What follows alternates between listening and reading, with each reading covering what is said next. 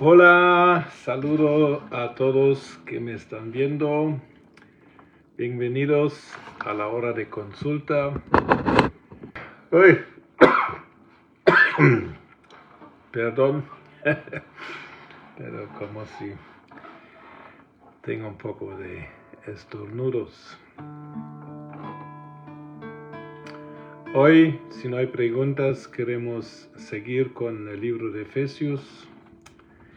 Vamos a empezar con el capítulo 5, pero como siempre, antes de iniciar, vamos a cantarle una canción al Señor. Padre, te damos gracias en el nombre de Jesús por estar con nosotros. Gracias, Padre, que tu presencia está por tu Espíritu en nosotros. Estás con nosotros. Estás alrededor de nosotros, Padre. Y quieres obrar a través de nosotros. Gracias, Padre, que tú nos ves dignos como hijos tuyos.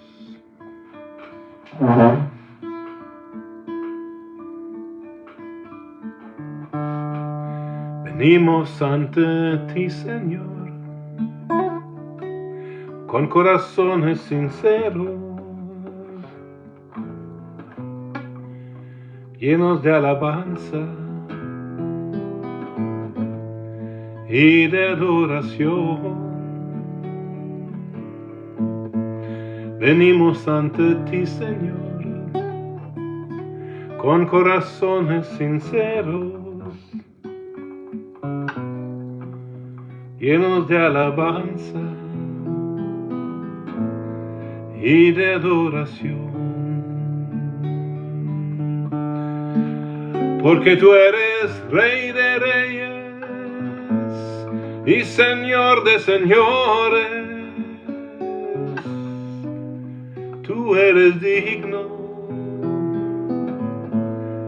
que todos te adoren, porque tú eres Rey de reyes y Señor de señores. Tú eres digno que todos te adoren.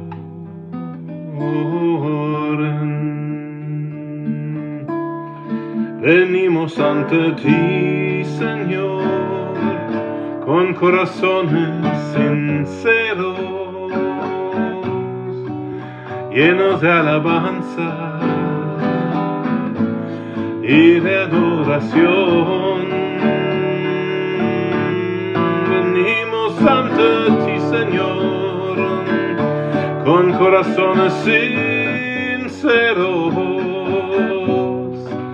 llenos de alabanza y de adoración, porque tú eres Rey de reyes y Señor de señores. Oh, tú eres digno, Jesús, que todos te adoren, porque tú eres Rey de reyes y Señor de señores. Tú eres digno que todos te adoren.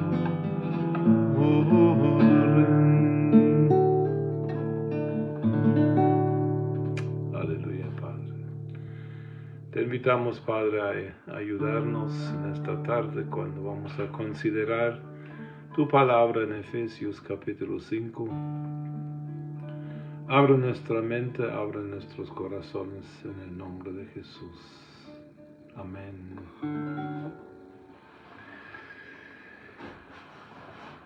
Muy bien. La semana pasada, como había avisado, participé en un curso de una radio nacional en Alemania, una radio evangélica, un curso de cómo hablar en la radio.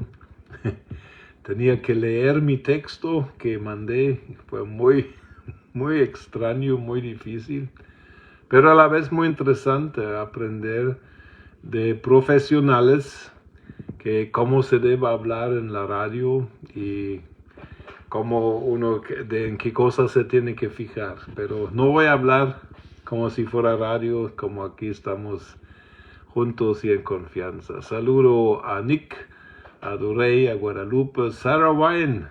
Good to see you too. Blessings. María, Celia, Vilma, y no sé si hay alguien más. Dios les bendiga. Vamos a empezar con el texto en Efesios. Y nada más para recordar que Efesios está dividido más que todo en dos partes grandes. Los primeros 3 capítulos son como una introducción general a lo que es la iglesia, la visión de Dios en lo que debería y es la iglesia, y también en lo que es la iglesia en relación al pueblo judío. Y a partir del capítulo 4 ya Pablo empieza a entrar a la práctica diaria de vivir dignamente en el Evangelio, y de eso vamos a hablar ahora en adelante. Capítulo 5. Sed pues imitadores de Dios como hijos amados. Andad en amor, como también Cristo nos amó y se entregó a sí mismo por nosotros, ofrenda y sacrificio a Dios en olor fragante. Sed imitadores de Dios como hijos amados.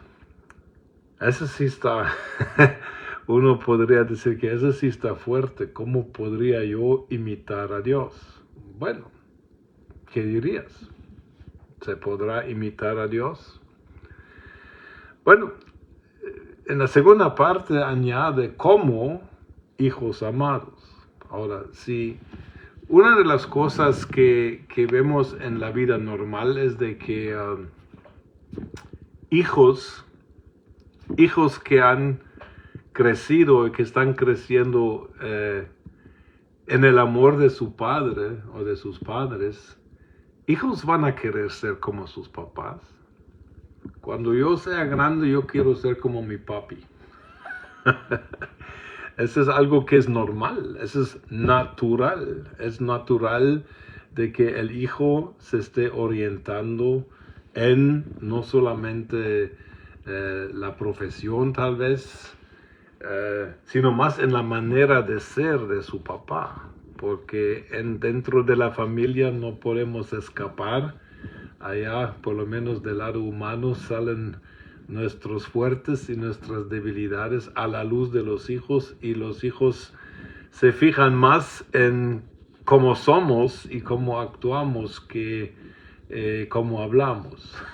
Porque de la boca todos podemos ser hipócritas, pero la conducta es algo que no se puede esconder, principalmente no de los hijos. Ahora, en cuanto a nuestro Padre Celestial, no hay duda que Él es el Padre perfecto, Él es santo, Él es justo, y Él no hace nada nunca en contra de sus hijos. Y si nos ha aceptado como nosotros en Cristo somos hijos adoptados, Él nos va a corregir en amor con tal de que lleguemos a cumplir nuestro destino tanto de este lado como del próximo lado de la eternidad. Pero regresando a eso, sed imitadores como hijos amados. La palabra griega es mimetes, y como un mimo. Eso, ser imitador de Dios, entonces, por esta palabra que se usa, tiene que ver con tener contacto con Él, experimentar a Dios. No tener una idea teórica de Dios, sino tener una experiencia con Dios. Y yo voy a expresar lo que yo veo en mi relación con mi Padre. Eso lo voy a expresar para que otros lo vean. Ahora algunos dirán, pero ¿cómo nosotros que somos pecadores? Porque algunos aún creen que somos pecadores, porque pecamos.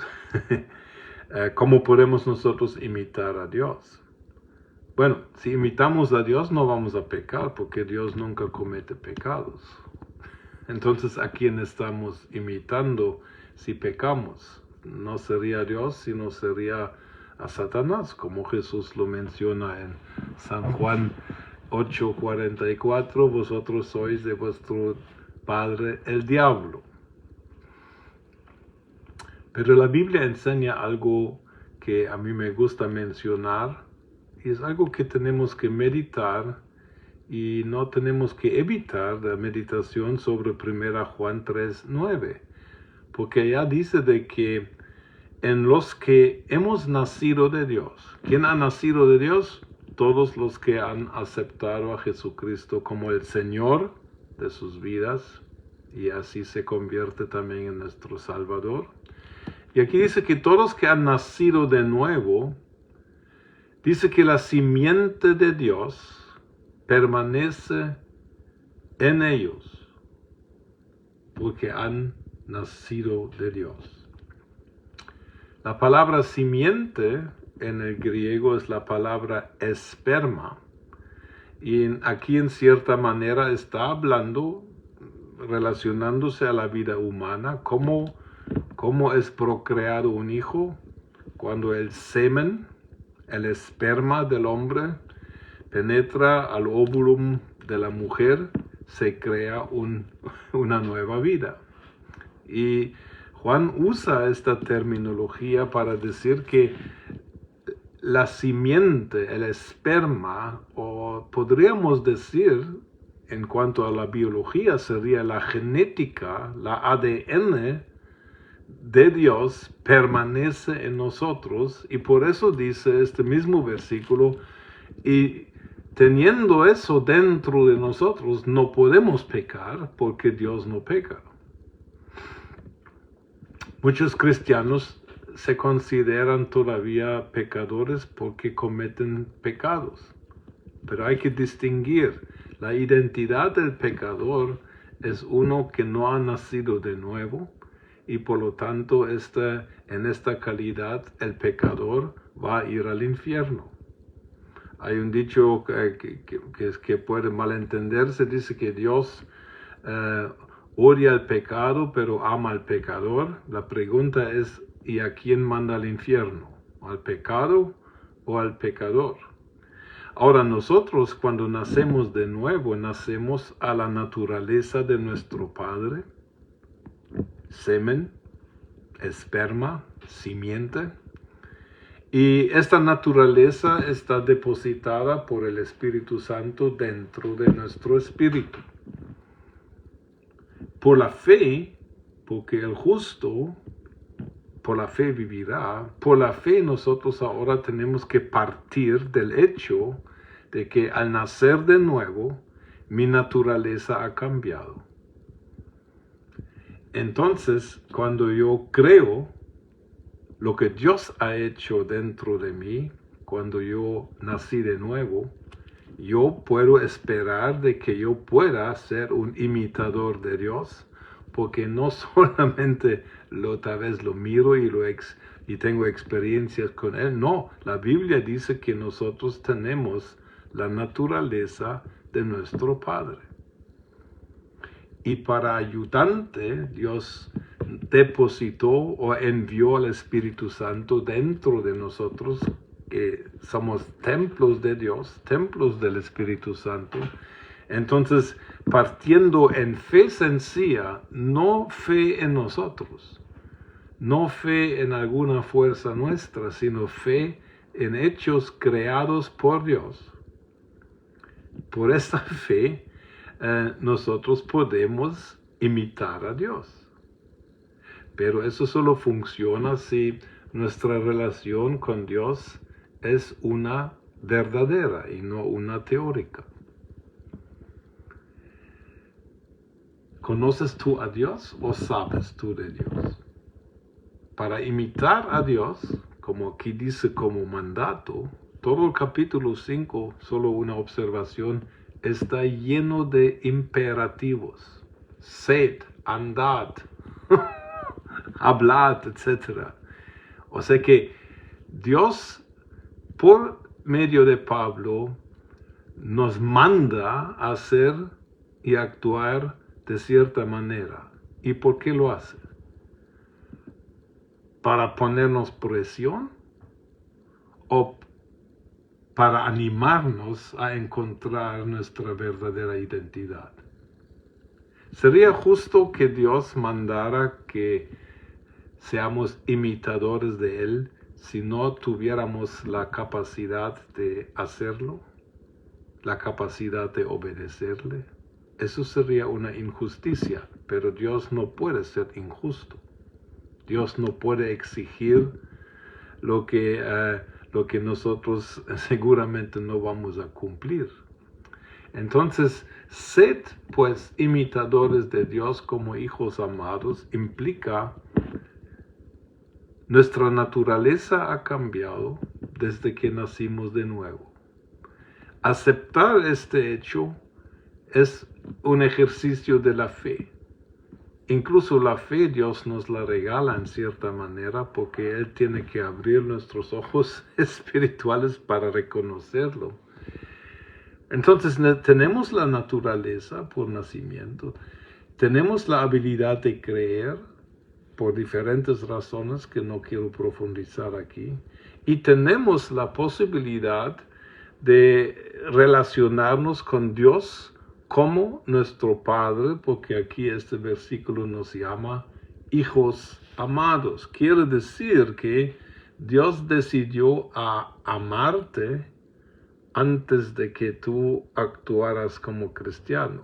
Romanos 5, 8 y 10 dice que Dios decidió amarte cuando eras pecador, todavía eras, y cuando eras su enemigo. Entonces, nosotros podemos imitar la manera de ser de Dios porque Dios nos dio todo lo que necesitamos para hacerlo. No nos hace falta nada. Luego, sigamos al versículo 2. Y andad, otro imperativo, andad en amor, como también Cristo nos amó y se entregó a sí mismo por nosotros, ofrenda y sacrificio a Dios en olor fragante. Aquí viene, por un lado, el recordatorio de que Jesucristo nos puso el ejemplo de sacrificarse por amor, el presentar su vida a Dios como un olor fragante. Eso nos da una pauta, nos da un ejemplo. Claro que nosotros no vamos a morir por los pecados de alguien más, no, eso solo Jesús lo podía hacer. Mas sin embargo, la actitud de andar en amor, y el amor busca lo mejor para su objeto. Amor no siempre va a ser amable.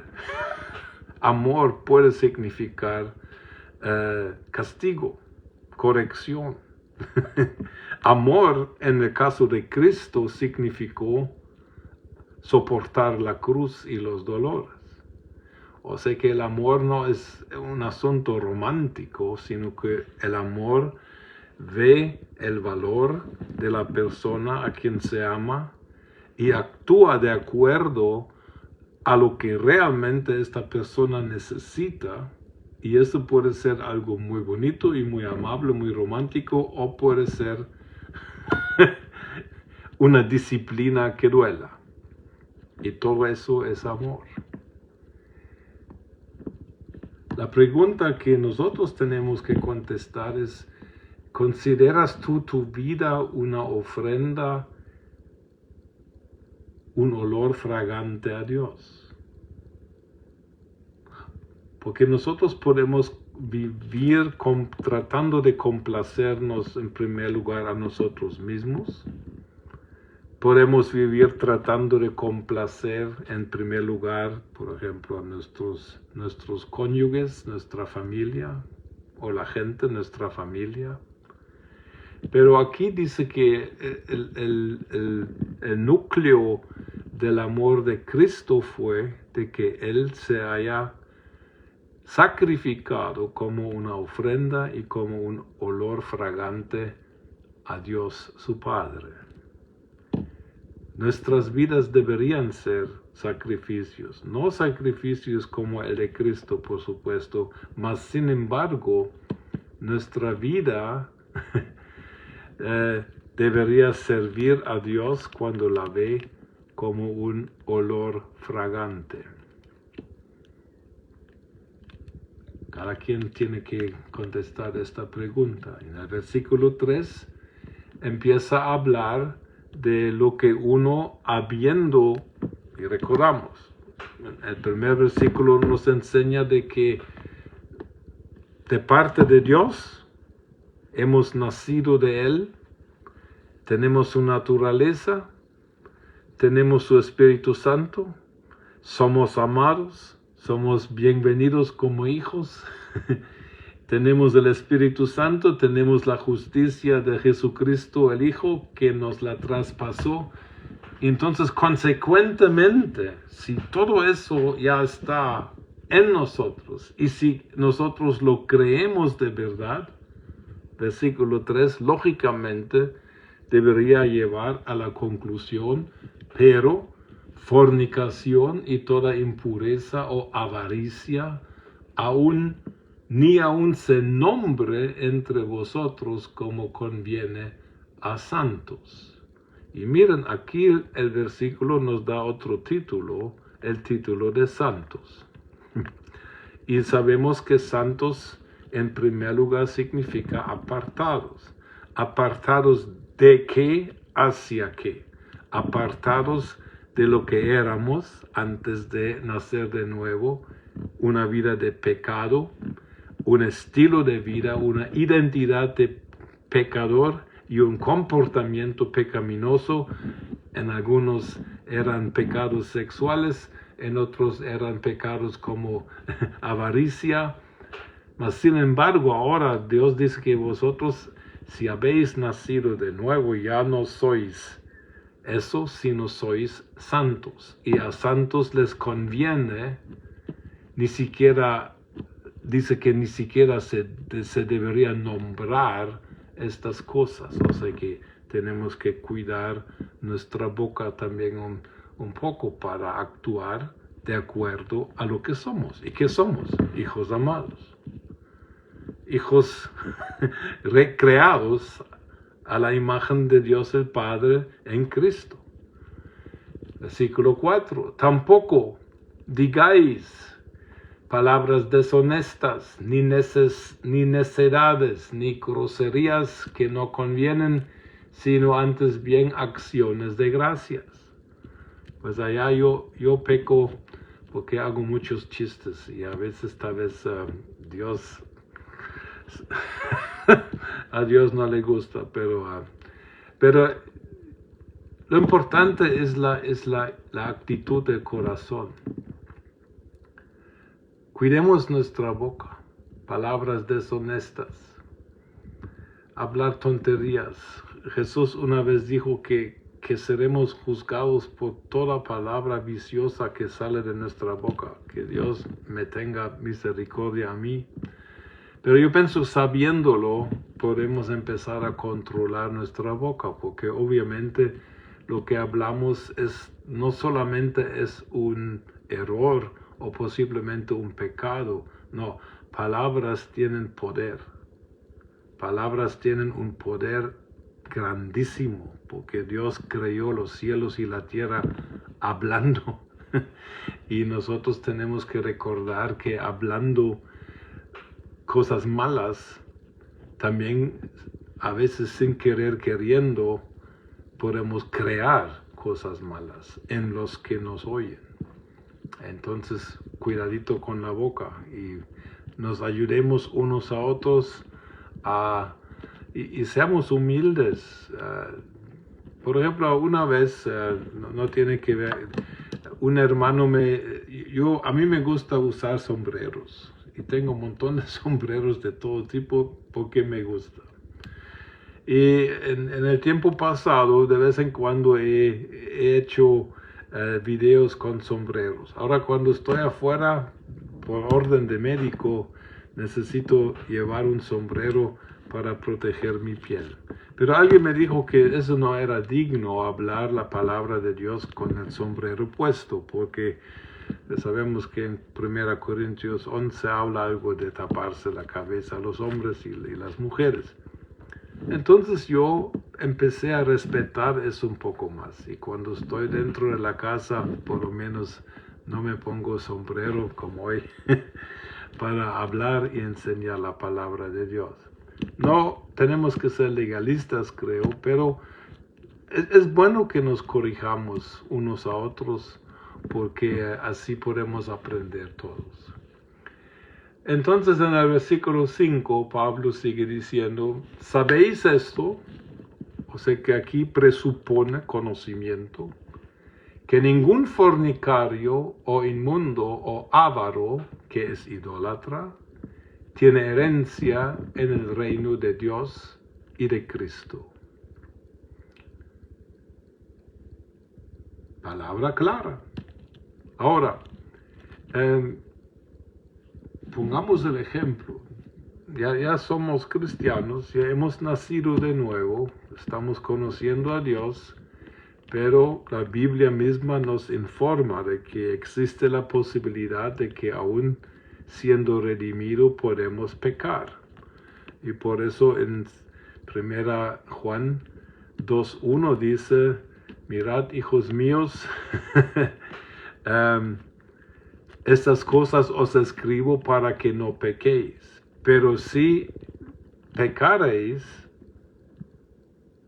abogado tenemos. O sea que el cristiano puede pecar sin perder su identidad, porque Juan habla a hijitos míos. Pero el cristiano que peca no debería quedarse en el hábito continuo de pecar. Porque cuando aquí dice que sabéis esto, que ningún fornicario o inmundo o avaro tiene herencia en el reino de Cristo y de Dios, está hablando de una identidad. Está hablando de que esas son personas quienes se distinguen por el comportamiento de fornicación o de hacer cosas inmundas, o la avaricia, que es la idolatría. Entonces aquí está incluida también la idolatría. Entonces aquí lo que nos indica la Escritura es que si alguien dice, y Pablo lo dice también en 1 Corintios 5, si alguien se dice ser cristiano, nacido de nuevo, ¿qué significa? Tengo la naturaleza del Padre, la justicia del Hijo, tengo el Espíritu Santo, tengo todo lo que necesito para vivir correctamente. Pero si una persona que se dice ser cristiano, su conducta normal y habitual es ese tipo de pecado, como fornicación, adulterio, todo eso, idolatría, avaricia, esta persona, dice esta escritura, no va a tener herencia en el reino ni de Dios ni de Cristo. La discusión en el mundo cristiano es fuerte. ¿Puede uno perder la salvación? Yo diría sí y no. Porque una cosa que debería ser clara, el cambio que nosotros deberíamos haber experimentado al nacer de nuevo. Versículo 1, sed imitadores de Dios. ¿Cómo podemos ser imitadores de Dios si por identidad y naturaleza todavía somos pecadores? Se excluye. Entonces, aquí lo que nos informa la Biblia es que si alguien se quiere llamar cristiano y sigue continuamente en un comportamiento que es pecado, es un autoengaño esperar de que él tenga herencia en el reino de Dios y de Cristo. Yo, predicando en mi iglesia, una vez dije que no es para un cristiano, por el amor de Cristo y por el sacrificio de Cristo, no es un mayor problema que cometamos un pecado, porque hay perdón. Si confesamos nuestros pecados, Él es fiel y justo para perdonarnos y limpiarnos de toda inmundicia, según 1 Juan 1:9. Pero caer en pecado es como caerse en un charco de agua sucia. Pero caerse en un charco de agua sucia y levantarse y a limpiarse es diferente a pasarse a vivir en un charco de agua sucia. Y para eso, sinceramente, no sé si qué va a hacer Dios con uno. Aquí dice, si uno tiene una forma de conducta continua, de pecado habitual, que nunca se arrepiente de este pecado, bien, esta persona dice aquí que no tiene herencia en el reino de Dios y de Cristo. Por eso versículo 6 sigue diciendo, nadie os engañe con palabras vanas, porque por estas cosas viene la ira de Dios sobre los hijos de obediencia. ¿Quiénes son los hijos de desobediencia? Los hijos de desobediencia son las personas quienes rechazaron el Evangelio. En el primer mensaje que Jesucristo predicó, en Marcos 1, 14 y 15, Jesucristo usó dos imperativos. Arrepentíos y creed en el Evangelio para ser salvos. Los hijos de desobediencia desobedecieron al llamado de arrepentirse y rehusaron creer en el Evangelio. Pero, como dice este versículo, son personas que usan palabras vanas para hacer creer a los cristianos, a nosotros, nos quieren convencer de ideas que no realmente son correctas y que no reflejan el mensaje de la Biblia ni del Evangelio. Que Dios nos ama, que no importa qué hagas, que Dios te ama incondicionalmente. Oímos mucho esta frase últimamente.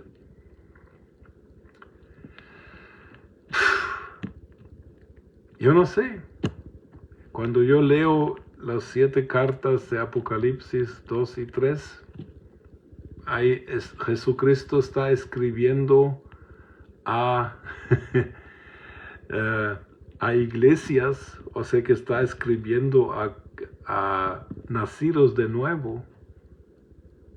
Y yo no miro de que el amor de Cristo es incondicional hacia alguien que sigue pecando en su cara, que le sigue lastimando en su cara, y alguien que rehúsa creer en fe sencilla lo que ha llegado a ser en Cristo, alguien que no aprovecha la nueva naturaleza que tiene en Cristo, alguien que trata de salvarse a sí mismo todavía por religiosidad, y etcétera, etcétera. El amor de Dios, por ejemplo, no salvará a un pecador del infierno. Para mí la tragedia del infierno es que allá terminan seres amados. Pero el amor no es suficiente para salvar al pecador. Dios nos ama incondicionalmente en el sentido de que Él siempre nos va a amar, pero Dios no puede guardarnos de las consecuencias del pecado si no nos arrepentimos, creemos el Evangelio, somos nacidos de nuevo. Con todo el amor de Dios, esta persona va al infierno, porque si no se arrepiente, Dios, el amor de Dios no puede ayudarte. Porque el amor de Dios no se puede separar de la justicia de Dios y de la verdad de Dios. La justicia de Dios declaró de que la única manera para justificarse delante de Dios es creer en el Evangelio, es recibir a Jesucristo, es creer en el sacrificio vicario de Jesucristo en la cruz. Y entonces por la fe en Jesucristo somos justificados delante de Dios. Esa es la justicia de Dios. Y la verdad de Dios es de que hay personas que son salvas, los que han nacido de nuevo, y la verdad es que hay personas que no lo son. Entonces solamente hablando y enfatizando mucho de que Dios nos ama, que es un hecho, y que Dios nos ama incondicionalmente, también es cierto, pero no se puede separar de la verdad y de la justicia de Dios. Nada más para los que tengan que preguntas en eso. Los hijos de desobediencia mencionados aquí en el versículo 6 son los que conscientemente rechazaron la oportunidad de salvarse, y por eso la ira de Dios caerá sobre estas personas a pesar de que Dios los ame. Tenemos que comprender que el amor de Dios no se puede comparar con lo que nosotros los humanos llamamos amor. 7, versículo 7, Efesios 5 estamos. No seáis pues partícipes con ellos, porque en otro tiempo erais tinieblas, pero ahora sois luz en el Señor, andad como hijos de luz. Pablo recordando, enfáticamente se podría decir, lo que éramos. ¿Y qué es lo que éramos? Éramos tinieblas. Éramos pecadores. Éramos alejados de Dios, alejados de los pactos de Dios, alejados de todo lo que implica Dios. Entonces, ahora ya no somos tinieblas. Ahora dice que sois luz en el Señor. ¿No dijo Jesús de que nosotros tenemos que ver de que nuestra luz sea vista por los hombres y que no debemos poner nuestra luz debajo de la mesa? En Mateo 5:16. ¿Qué te consideras tú a ti cuando te levantas en la mañana y te miras en el espejo en el baño? ¿Qué ves? ¿Ves tinieblas o ves luz? Ahora, la segunda pregunta es más importante. ¿Qué es lo que Dios ve cuando te mira a ti? ¿Ve tinieblas o ve luz?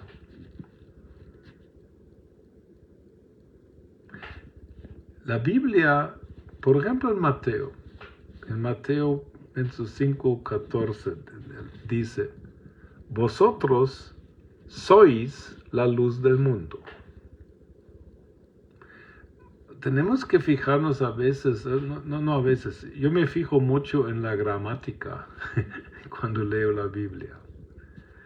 Y como extranjero yo tuve que aprender la gramática de español. y por eso tal vez tengo un acceso más, más directo a estas preguntas.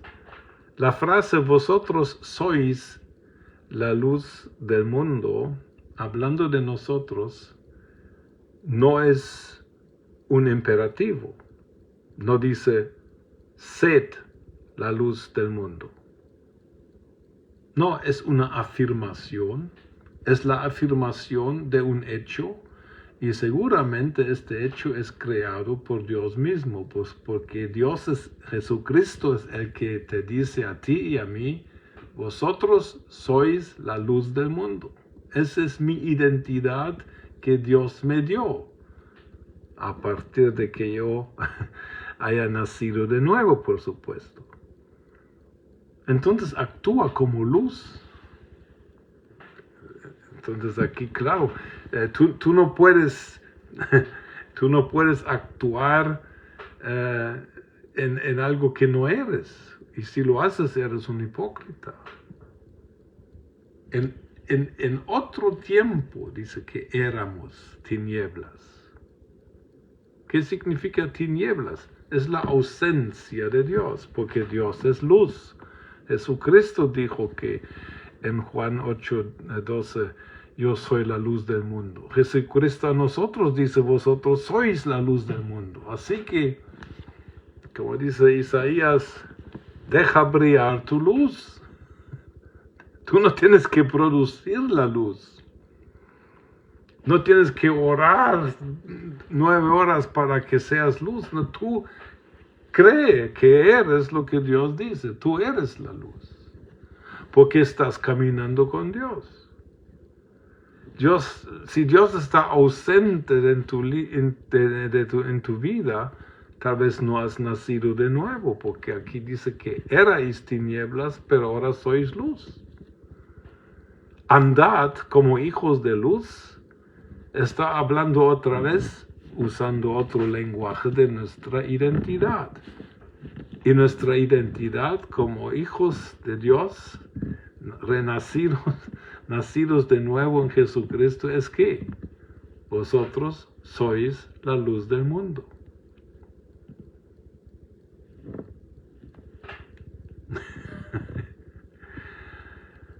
Versículo 9. Vamos a ver qué dice.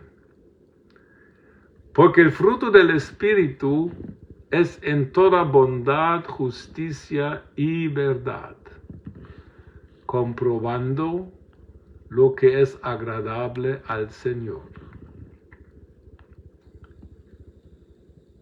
Si nosotros hemos nacido de nuevo, nuestras actuaciones y lo que produce nuestra conducta y nuestras palabras será algo nacido del mismo Espíritu Santo que mora dentro de nosotros desde que nacemos de nuevo.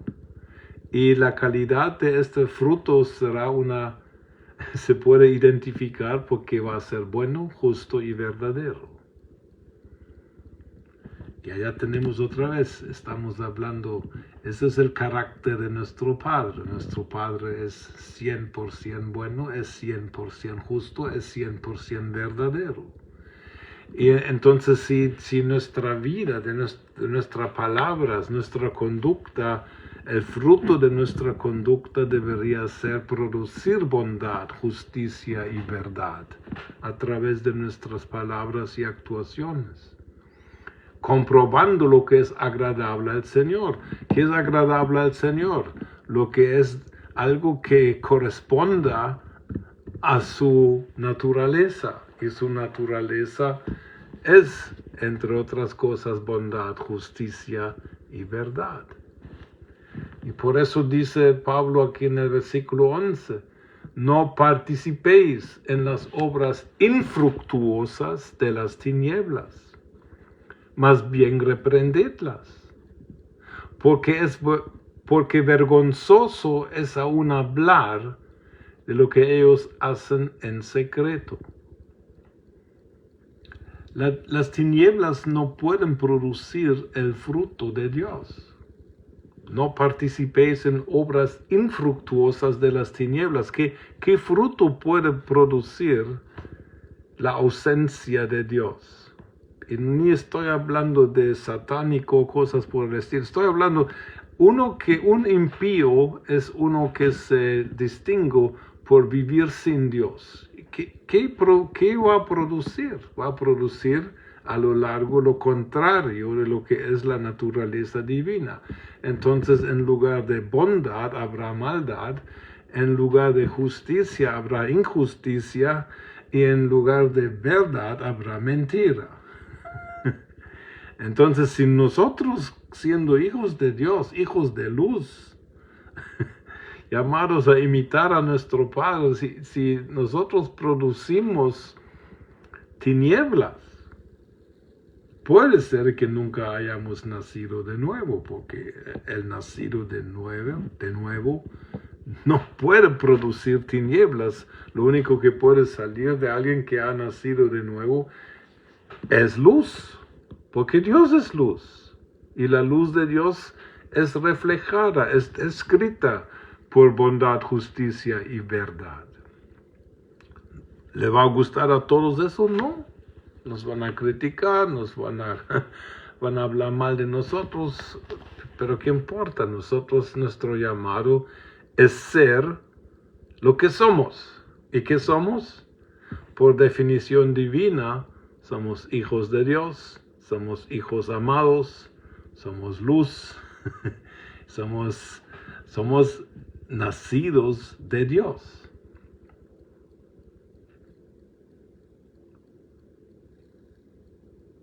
Somos llamados, siendo luz, a reprender las obras infructuosas de las tinieblas. ¿Qué efecto tiene tu presencia en medio de personas que no conocen ni quieren ni aman a Dios? En medio de personas que pertenecen espiritualmente a las tinieblas aquí mencionadas. ¿Qué efecto tiene tu presencia en medio de un grupo de personas que no han nacido de nuevo? Yo te lo pregunto, me lo pregunto a mí. ¿Tiene efecto o no? ¿Vamos a hablar? ¿Vamos a actuar visiblemente o nos vamos a callar? Que Dios nos dé la sabiduría. Un ejemplo. Yo cuando vivía en Guatemala jugaba básquetbol, porque yo soy algo grandecito, mido 1,92 y mi deporte había sido básquetbol en mi juventud siempre. Sin ser cristiano practicaba lo que dice Colosenses 3:1, buscad lo que está arriba. Bueno, entonces jugando básquetbol, pero ya era cristiano en Guatemala, fue muy interesante que después de un tiempo de jugar con toda esta gente que la mayoría de ellos no creían en Dios, cuando yo llegaba al campo de básquet, a la cancha de básquet, siempre alguien te decía, cuidado con las malas palabras, ya vino Hans. Aleluya. Por lo menos no siempre funcionaba, pero por lo menos reconocían que había alguien aquí que no le gustaban las malas palabras.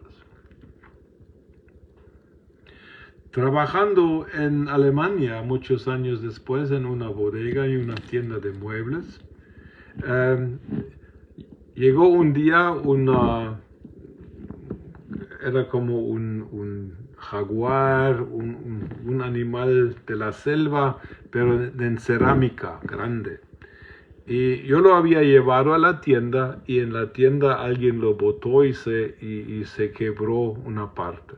Entonces mi jefa vino a la bodega y me dijo, mire señor Ewen, se quebró esta cosa, regrese esta cosa rota a la compañía que la mandó y dígales que llegó rota en el transporte.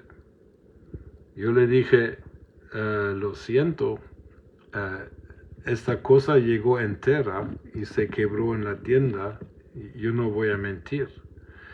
Entonces ella me empezó a discutir y a hablar de que no, que así se hace normalmente, ese es el tejemaneje de estas situaciones y los seguros lo pagan y cosas y cosas y cosas. En fin, que yo, después de tanto, yo le dije, mire jefa, no desobedezco la orden, no voy a mandar esta cosa rota diciendo de que en el transporte hacia nosotros se dañó. A fin de cuentas, ella misma bajó a la bodega, al sótano de la tienda, ella empacó esta cosa, ella firmó el papel con la nota que ella quería mandar y lo único que yo hice fue ponerlo en el camión, pero ya me había salvado de no mentir.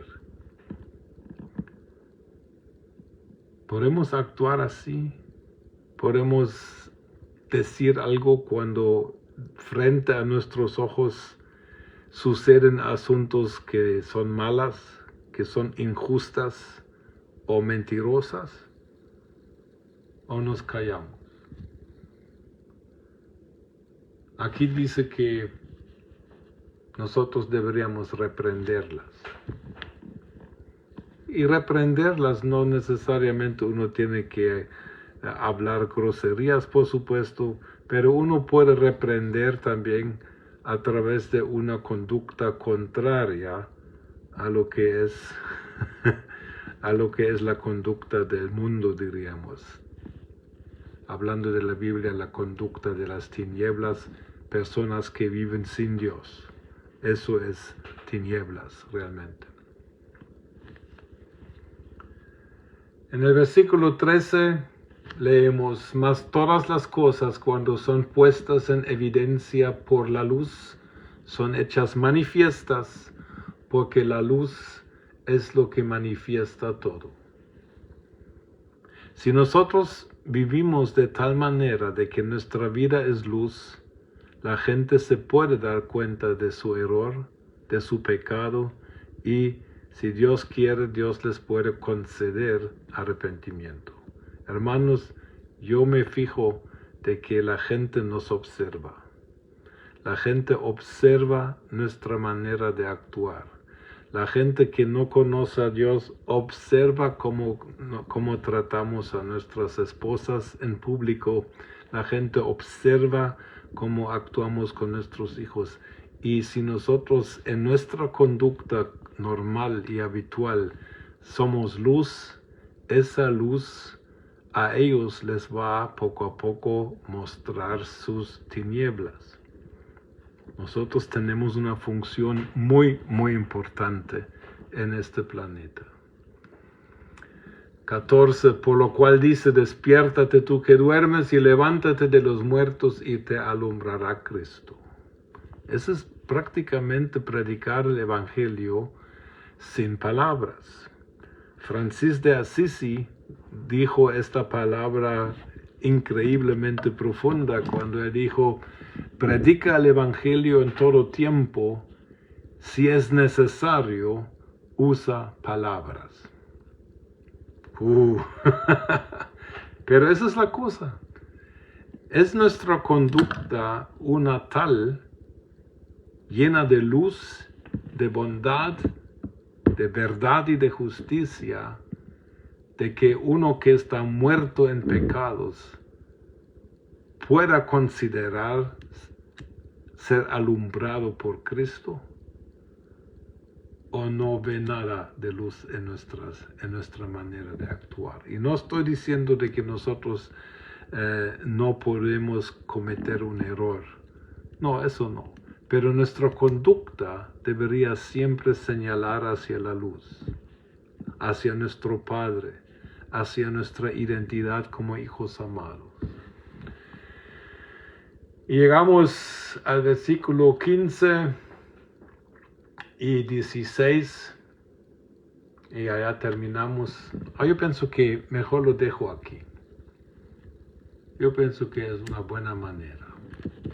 Este dicho les recomiendo que que lo copien, que lo escriban y que lo pongan en su refrigeradora. Predica a Cristo en todo tiempo. Si es necesario, usa palabras. Porque ese es el problema. Ese es el problema de la hipocresía en el mundo evangélico, que indudablemente existe. Tal vez tú y yo lo hemos hecho. Cuando nuestras palabras no concuerdan, no armonizan con nuestra conducta, nosotros no estamos siendo luz. Cuando nosotros predicamos a la gente que se arrepienta y que se vuelva a Dios y que deje, y ellos ven en nosotros un comportamiento, una actuación o una actitud que contradiga la naturaleza divina, nosotros estamos cometiendo no solamente un error, sino que nosotros dañamos el Evangelio. No estoy hablando que seamos perfectos, estoy hablando que seamos verdaderos. Cuando un cristiano comete un error, debería admitirlo también delante de impíos o de personas que no conocen a Jesús.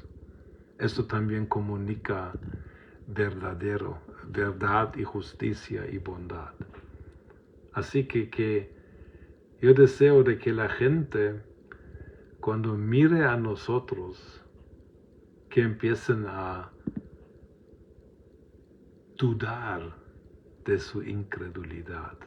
Ese fue un dicho de un famoso mártir alemán, Dietrich Bonhoeffer, quien fue ejecutado por Hitler días antes de terminar la Segunda Guerra Mundial en el 1945. Y Dietrich Bonhoeffer fue un teólogo excepcionalmente. Ese fue un hombre tremendo. Y él dijo, nuestra conducta como creyentes en Jesucristo debería poner a los que no creen en Dios a cuestionar su incredulidad. Eso es algo que deseo para mí, que los que no creen a Jesucristo, que cuando ven a mi vida digan, ¿será que lo que yo creo es lo correcto? Porque aquí tengo algo que comparado a lo mío es luz. Padre, yo te pido en el nombre de Jesús de que tú nos des una nueva gracia para aceptar nuestra identidad como hijos amados, para ser lleno de fe sencilla de que sí podemos ser imitadores tuyos, para que nos llenemos de fe y esperanza de que podemos evitar vivir en las tinieblas que antes éramos, pero según tu palabra que ahora ya no somos. Deseamos, Padre, ser la luz que tú has hecho. Tú dices que somos la luz del mundo. Y Padre, te pedimos que tú nos ayudes primero en nosotros a reconocer la nueva identidad en Cristo que tenemos por gracia tuya, y que luego podamos, sin y con palabras, de una manera que podamos contagiar a todos los que no creen con la fe que nosotros tenemos. Y te lo pedimos, Padre, en el nombre del Señor Jesucristo. Amén. Amén, hermanos, que Dios les bendiga. Siempre me gusta leer sus comentarios. Si hay preguntas, también procuro contestarlas la próxima vez. Fuera de eso, Dios les bendiga y tengan un buen día donde estén viviendo. Adiós.